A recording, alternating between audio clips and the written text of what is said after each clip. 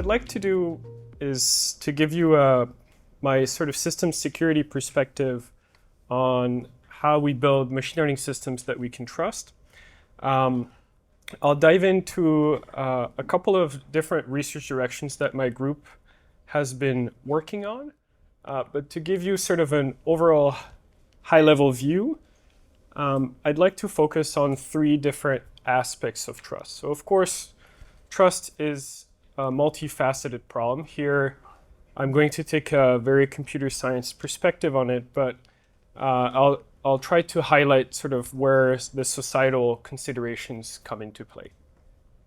So the first point that I'd like to emphasize is the need for better definitions when it comes to reasoning about trust in machine learning systems. And then in the second part of the talk, I will discuss sort of how do we design machine learning systems that are auditable from a third party's point of view. And then I'll conclude with some considerations as to how we deploy these machine learning systems responsibly. And it will become a little bit more clear what I mean once we get to that part. So let's start with definitions. And to sort of motivate why I think definitions are important, I thought I would take you back about 10 years ago when we started gaining a lot of attention on a problem, sort of a robustness problem in machine learning known as adversarial examples, which are essentially inputs that an adversary crafts to force a particular machine learning model to make an incorrect prediction. So there are lots and lots of different examples of how you can do that for images, for audio, for language, etc. And so there has been sort of lots and lots of work done on trying to defend against these inputs. And there the difficulty is sort of how do you define sort of the ideal classifier that you'd like to obtain that is robust to these adversarial examples. And what we ended up doing is noticing that what we have is essentially classifiers that are too sensitive to small changes of their inputs. And so the community ended up looking for ways to train models that are essentially constant predictors around their training inputs. Okay, now the question is, how do you define the region around the input for which the model should make a constant prediction? And this is a very difficult problem. In the end, the community ended up adopting p-norms to define balls around the training data and required that the model make constant predictions within these balls. And so what you obtain is here, you had a model that is not robust. You can see that it's very easy to take some of these training images and push them in between the model's decision boundary and the oracle's decision boundary, which is a model that would make the correct prediction. And so we instead train these models here that are constant predictors around their training inputs. But the problem here is that you have to define the radius of that region around the training data. And for each of the training inputs, you'll want a different radius. If you make the radius too small, the model will continue to be vulnerable to adversarial examples. If you make the radius too large, the model will now be excessively invariant. So you'll be able to find images, such as here, the digit 5, that is close enough to the digit 3 in our training set under this p-norm that we've chosen, such that now the model is also predicting 3 on this image of the 5, right? So now the model is not sufficiently sensitive to these changes that are semantically impacting the input. And I would argue that the choice of this sort of way of measuring distance between different inputs has really explained the arms race that we observe in the community working on adversarial examples, and really the very little progress that we've made defending against these inputs in practice. Now, if I switch problems and look at another definition that has received a lot of attention in our community, we'll see here that we've been a lot more successful. So Cynthia Dwork and her colleagues defined privacy in the following way, where we are looking at an algorithm that is randomized, which is, for instance, our training algorithm, and we say that it's private if its outputs don't differ significantly on two input data sets that only differ by at most one training record. Okay, and so this is very intuitive. If contributing to the training set or not contributing to the training set with my particular piece of data does not impact the model that is output by the training algorithm too much, then I can see how my privacy is preserved. In some sense, if an adversary is observing the training algorithm's outputs, it can't really infer whether or not I exist. And I would argue this definition is very elegant in the sense that it tells us also how to design algorithms, learning algorithms in particular, that are privacy preserving. So if we look at the definition, it essentially tells us two things.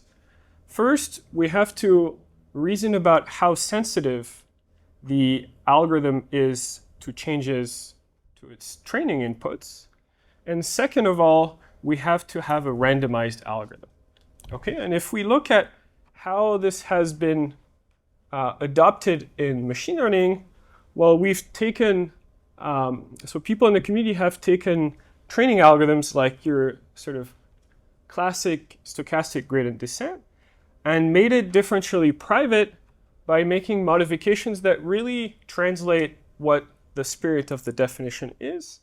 And in particular, that clip the gradients that we're computing on individual training examples to get this notion of sensitivity, and then add noise to the gradients to get this randomization. And so if you look at this algorithm, sort of folks have proven that you can obtain bounds on the privacy leakage as required by the differential privacy definition. And so here, this is very nice because we have an actual algorithm that we can rigorously prove satisfies the definition that we've put forward. And it also conveys sort of intuitively a notion of privacy that we can explain to anyone in the sense that contributing to the training set doesn't really impact the models that you'll learn. It's also very nice in the sense that if we run actual attacks that try to extract private information from the model, we can show that the stronger the privacy guarantee is, the less successful these attacks are. So why do we not train all machine learning models using differentially private stochastic gradient descent? Because there is a utility cost that typically increases with the strength of the privacy guarantee. Okay, and that has been the main roadblock to adoption. So recently, there have been attempts, in particular motivated by developments in legislation, so for instance, in the GDPR in the European Union, to take alternative approaches to protecting privacy. One reason that differential privacy incurs such a large cost when it comes to training the machine learning model and its accuracy is that it's a guarantee that is data independent. It holds no matter what training set you're looking at, as long as that training set doesn't change for more than one training example. Instead, the legislation has sort of pushed a different mindset for thinking about privacy, which is looking at the privacy of individuals and in particular giving individuals control of their data, right? Rather than thinking about it at sort of a societal level like differential privacy is doing, here the idea is to allow individuals to retract their data if they feel like their privacy is being violated. And this is something often referred to as the right to be forgotten. And so this has motivated new definitions of privacy, and in particular, defining what it means to unlearn a particular piece of data. So imagine that you've trained your model, you've deployed your model, and now one of the users is asking you to unlearn what you've learned from the data that they contributed to the training set. Now you have to decide how are we going to patch the model that we deployed. And so what you're seeing on this slide here is that we initially trained from this data set. We obtained a model. We'd like to, through unlearning, to obtain a second model, M prime, that is equivalent to having retrained from scratch without the point x1 here that we want to unlearn. Okay, so here the question is, what do we mean by these two models being equivalent? And the naive approach to unlearning that makes this question sort of futile is to simply retrain from scratch, right? When a user asks you to delete their data, you simply delete the model and you retrain from scratch. Of course, this is very expensive, and we have done some research looking at how we can make retraining from scratch more efficient if we, ahead of the fact, sort of before we start training, decide to use an algorithm that is more amenable to unlearning. And it turns out that you can make some modifications to your training algorithm, such as using forms of ensembling or altering the order in which you look at the training data, or in more sort of recent paradigms, such as in context learning, you can use quantized algorithms that are less sensitive to individual training examples, and that will decrease a little bit the cost of retraining from scratch. But still, that cost will be very high. And so this really drives the point that it's very difficult to show indistinguishability between the distributions of models that have unlearned and models that we would have obtained by retraining from scratch, because we can't practically retrain from scratch. And so what the community has done instead is look for other ways to define what it means to successfully unlearn without having sort of the need to retrain from scratch. And in particular, one definition that you can think of is to create an adversary that looks at the model that you output after unlearning and tries to answer the question, did you train or not on a particular point? And if that adversary fails, then you can argue that you've unlearned successfully. Okay, this is something known in the privacy community as membership inference. However, we have looked with my colleagues at different aspects of how we use membership inference in practice to evaluate approaches to unlearning. And what we found is that while this sort of setup, ideally speaking, would be nice, in practice, we have to instantiate an attack that is practically looking at the model and trying to answer this membership inference question. And so the first thing that is sort of obvious in hindsight is that attacks can improve. So whereas in the past you had run an evaluation based on membership inference, concluded the membership inference fails, so the model has indeed unlearned the private data, if the attack gets better over time, now you're reassessing sort of your unlearning algorithm and finding that it's indeed still leaking private information. This is something we showed in the first work here on the left, where we found that an adversary that is able to train similar models to the model that is currently unlearning, it's able to distinguish more precisely points that are in and out of the training distribution, and to, in particular, customize the membership inference attack to each individual target point. And so that makes the attack more effective. And so what we found in our experiments is that approaches that were thought to unlearn successfully no longer unlearn successfully. Another limitation of evaluating unlearning sort of empirically is, in my opinion, a more serious limitation, because it really shows sort of the societal impact of what we're doing here, is that we found that if we unlearn, this can expose the privacy of points that are not unlearned more significantly. And so the way you can understand this intuitively is if you think of an onion, and on the outer layer of your onion, you have the most privacy vulnerable points in your training set. If you remove that layer and remove these points from your training set, train your model from scratch again, you're going to expose a new layer of points that are now the most vulnerable to privacy attacks. And so what this means is that if I'm giving an individual control of their data, that means that it might come at the expense of other individuals in the population. And so there are some sort of ethical questions here that need to be addressed beyond just sort of the techniques. And then the third paper, we showed essentially that simple things like the order in which you go through the training set can have large impacts on the membership inference results. And so what this means is, again, that you have to run these evaluations almost continuously as you deploy a model if you want to have sort of a good assessment. The way you can see this is that here you have, as training progresses, the red vertical bars show when the point in particular was included in the mini batch. And the different curves are showing the strength of the membership inference signal as we continue training. And you can see that as soon as you stop analyzing the point, the membership inference signal degrades, despite the fact that that point was clearly included in the training set multiple times.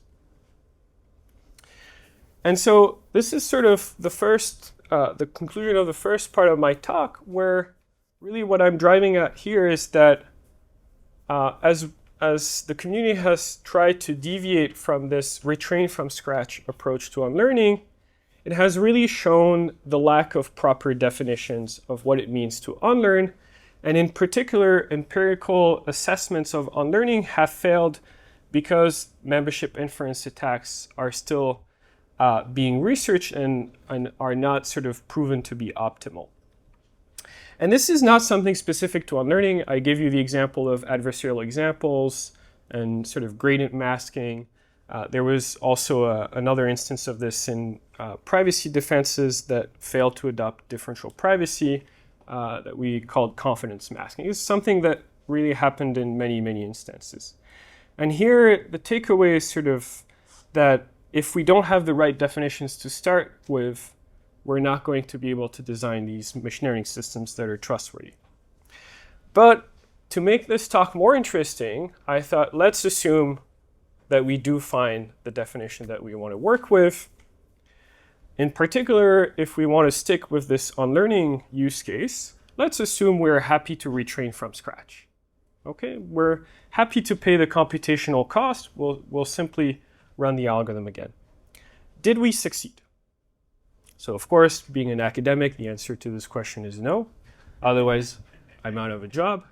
So second pillar of the talk is about auditability. And I think this is really what this question is driving at is, at the end of the day, why are we unlearning here in this case to improve the privacy of individuals? Well, we're unlearning because individuals are worried about their privacy, so we have to go back to them and convince them that we've actually done something that improves their privacy. And so this is the job of regulators, this is the job of auditors, or of the end users themselves if they're given the mechanisms to do so. So let's assume we want to retrain from scratch to unlearn. How do we go about verifying that we have indeed unlearned? If you remember the slide I just presented on membership inference and its limitations, you'll remember that data ordering played an important role. And here this drives an intuition for a sort of a plausible approach that we could follow to audit unlearning, which is to say that we'll ask the model trainer to not only release the model, but release the entire training run. Okay, so just assume that somehow we can convince the model trainer to do that. So what we'll get is the set of weights that we've gone through during training, along with, for each step of gradient descent, the data that we've used to compute that step. Okay? And so if we want to make sure that the model trainer has unlearned, after the request has been processed, they should be able to give us another training run, which ends in the model that they're currently deploying, and for which none of the gradient descent steps are computed on the data that was requested to be unlearned. So I'll let you think about this for 10 seconds, and hopefully you'll be convinced there is a big problem with this. And the big problem is that these proofs can easily be forged because there are many gradient descent trajectories that end up in the same model. Okay? And so actually what we found, sort of the security angle of this work, is that we found a greedy algorithm that, given a run of gradient descent, can take any of these individual gradient descent steps and greedily construct a mini batch that will give us exactly that gradient. Okay, so if you imagine I'm a malicious model trainer, I'll take my initial training run, identify all the gradient descent steps that contain the point that I'm asked to unlearn, and then I'll just sample from a different training set some data to construct a mini batch that will give me exactly the same gradient up to numerical precision. And so I'll produce this new proof of learning that hasn't changed anywhere in terms of the models that it has visited during the gradient descent, but for which none of the mini batches contain the point to be unlearned. Okay? And so this is not as unfeasible as it may sound in sort of at first sight. The algorithm that we introduced in this paper, and we applied it in this second paper here to unlearning. And what this really drives at is that it's not about whether or not it's plausible to obtain the model without the training point that we want to unlearn. What really matters is how likely it is that we would have found the trajectory that we ended up taking without the point to be unlearned. Because here, if you look at how we've done this, we already have this trajectory to construct this second trajectory, sort of these mini batches. And so here, what is going on is indirectly knowledge of the data point has influenced the trajectory that we obtain here. I'll just take questions after the end of that part if you want. Okay, and so what this means is that we need to obtain guarantees that are algorithmic here at the level of the training algorithm. And so we're back to sort of the perspective that differential privacy adopts, right? And here, the difference is that in differential privacy, we're typically interested in proving the privacy guarantee will hold for any data point. Here, instead, we only care about an individual data point or maybe a small number of points. And so what this means is it gives us hope that we don't have to pay the high cost of training with differential privacy to obtain the guarantee that we want for unlearning. In practice, what we're doing in my group to sort of resolve this bottleneck is, whereas differential privacy typically comes in the form of data-independent guarantees, we're looking into data-dependent guarantees. And what we found is that we can explain rigorously why certain privacy attacks are more successful on certain points in the training set than others. And this allows us to reason about whether or not we need to unlearn for a particular point of interest or not. And in particular, we can show that when we train with noisy stochastic gradient descent, so not with DPSGD, just with noise being added, certain points can be unlearned for free in the sense that they have a negligible impact on the gradient descent. And so we don't need to do anything for these points. And for the points that do have an impact, we would need to retrain from scratch. Okay? So now, coming back to my question about auditing, there is still a big problem in this entire line of work, is that we are assuming that the end user trusts the model trainer to do all this work. Okay, and this is a little, of course, this is a big assumption, right? So here, the way that we have looked at addressing this lack of trust is through applications of cryptography, where in the case of unlearning, what we can do, for instance, is to cryptographically maintain data structures for member and non-members of the training set, and then provide certificates to the end user of membership or non-membership in the training set in that way. So this is nice in the sense that it places the cost of verification on the model trainer, and of course is not tamperable. The downside is scalability, because it's hard to implement machine learning algorithms at scale within these cryptographic protocols. And so here what we've done is collaborate with cryptographers to simultaneously design the algorithm from a machine learning and cryptographic perspective in a way that produces machine learning algorithms that are compatible with these cryptographic primitives. And another advantage of this approach is that we can use variants of cryptographic protocols that produce zero-knowledge proofs, which do not reveal, do not violate the confidentiality of the training data and the model weights, right? So this would make it a lot more likely that a company that is worried about its intellectual property would follow this type of approach. And so we started doing this work on unlearning, and then we realized after the fact, so the artifacts of the years of publication are a direct example of the randomness of peer reviewing. But initially, starting with unlearning, we ended up noticing that this type of approach is really applicable to a number of problems in trustworthy machine learning. For instance, proving that a training algorithm satisfies differential privacy, proving that a training algorithm enhances fairness, proving that when you decide to abstain from making a prediction, you do so in a justified way, and so on and so on. And so I'm really excited about these approaches. Before I go on to the third part of the talk, do you want to ask your question? Sure. Yeah. So you dismissed this idea of that you can forge paths, right? So why not have verified sources of randomness instead for how you select the batches? That is exactly what we do in this work. Yes.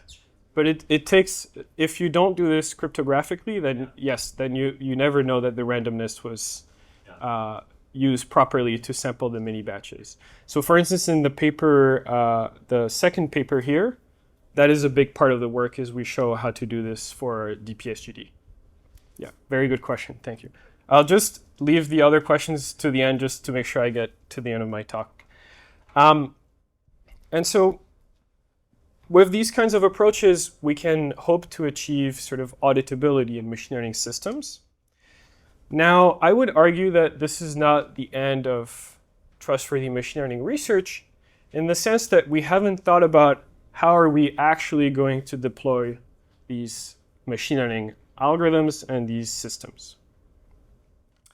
And to explain sort of the scope of the problem here, I'll give an example from a different line of work. So this is something called output suppression, which is essentially this idea that we would like to be able to prevent models from making outputs that we deem to be unsafe. So if you want, over lunch, we can have a 2-hour-long conversation about what it means to be safe. But for now, let's just assume that we have a way to decide that an output is desirable or non-desirable. Now, another discussion we can have at lunch is why unlearning is not a good solution to this problem. This is a completely different talk. I'm not going to go into that. But what I'd like to say now is that output suppression is not a machine learning problem. Okay, and I like to go over this slide because it's, for me, a good way to make the point that despite the fact that I love writing machine learning papers, not all trustworthy machine learning problems call for more machine learning solutions. Okay, so output suppression is, for instance, would like us to not respond to a user query if we're deploying a language model. we would like to not respond to a query that says, how do I scam the elderly? Okay? The problem is that you can throw as much machine learning as you want to this problem. At the end of the day, an adversarial user can always evade your defense by breaking down the question into sub-questions that are in isolation permissible. Right? So if I want to know how to scam the elderly, first I will ask, where can the elderly be found? And then I will ask, what are some common scams targeting the elderly? Or I will ask, how do I gain the trust of an elderly person? And if that last request is denied, I could break it down further into what are some ways to express empathy, et cetera, et cetera. And so what is going on here is that at the level of the machine learning model, we don't have any context. Sorry for overloading the term context in the case of language models, but we don't have context for where this query is coming from, what is the intention of the user, and in particular, something that is very important in differential privacy, what is the auxiliary information that the user already has access to, right? And so what we found in our work is that really the way you want to tackle this kind of problem is through traditional computer security, right? You're modeling your user. You understand that your user has the ability to interact with certain objects through the language model, and you use access control to reason about whether or not a particular user access to a resource is allowed or not, okay? And this is very difficult to achieve in particular because you need to have complete mediation of all the user queries that are being submitted. But it is feasible, and we've shown an example of how to do this, not for output suppression, but for defending against model stealing in the last paper at the bottom of the screen. I'll give you a second example to drive this point home, which is sort of a thought experiment that we've run in the context of generative machine learning.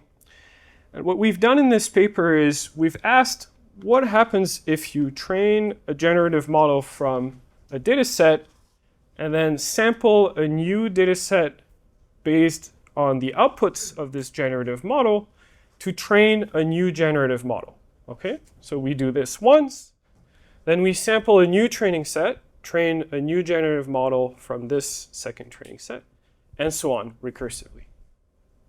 What we found is that if we do this enough, we end up with models that output literally gibberish, okay?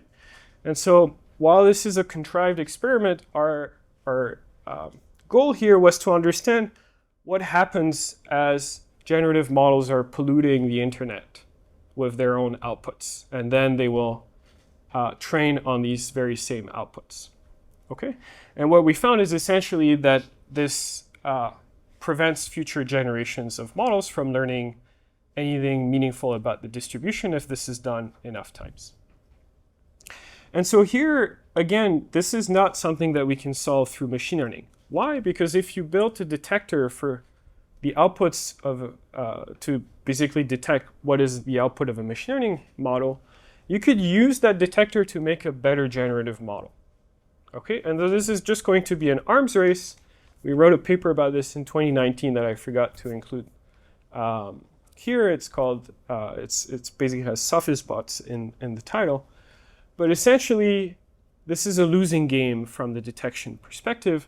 What we have to do is, again, think about this from a more sort of computer security perspective. And in particular, there are tools for data provenance that would give us this metadata that we're looking for about these different points to infer where do these points come from, right? And how have they been modified through time. So to conclude, I'd like to make 3 points. First, in order to avoid these arms races that we consistently observe in trustworthy machine learning research, we need to do better threat modeling to obtain better definitions. In particular, in recent work, what we found, and this is something others in the community have also done, is that if we model the adversary more precisely in terms of its capabilities and its goals, then we can get to a point where the cost of obtaining a rigorous trustworthy ML guarantee, here in paper 1, this is on privacy, the cost in terms of accuracy and computation decreases. Okay, so this is a good thing. The second thing that I wanted to drive home is that we have to design these algorithms that are auditable. One thing that I didn't discuss too much is the fact that in the real world, these machine learning systems involve many stakeholders. We're talking about the model trainers, the regulators, the end users, and each of them will have a different way of assessing trustworthiness. And so in the second paper here, what we've shown is that if we're not modeling the interactions that these different stakeholders have when we reason about trustworthy ML, we end up with a situation like Dieselgate, where Volkswagen was found to game emissions tests. And we can do exactly the same thing in machine learning, where if you're a malicious model trainer, you can use differences in the way that the auditor is going to evaluate the trustworthiness of your machine learning model and how you yourself evaluate trustworthiness to obtain a model that has higher accuracy, yet still passes the auditor's test. Okay? And then third, I think responsible deployment of machine learning cannot forego computer security and traditional computer security mechanisms.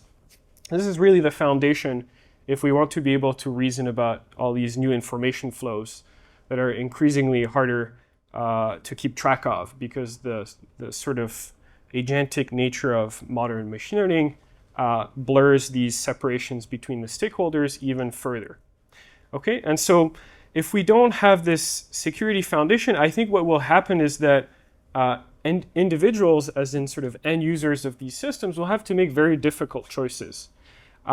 Essentially, when we think about privacy, for instance, either we'll have to basically not share information at all with a machine learning system, or we'll have to do so in a way that assumes we have completely no trust in the entity. So for instance, differential privacy has a variant of the definition that works in a local model where the end user contributes data, not making any assumptions about what the central party, the company, would be doing. And so Alexandra has some work here sitting in the audience on this. And what will happen is that the utility will be completely lost because we're going to have to protect the information with so much noise. So this is the end of the talk. I do want to thank our sponsors as well as my group members. So I've put some of their names up here who are working on these projects. You're very welcome to reach out to them directly if you have questions, and I'll take some questions now. Thank you.